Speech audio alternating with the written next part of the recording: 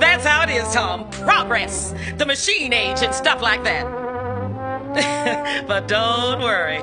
Maybe you can find an old-fashioned house that needs an old-fashioned cat.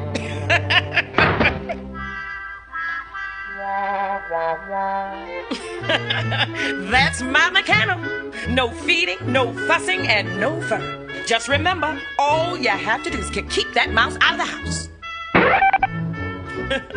Isn't he cute?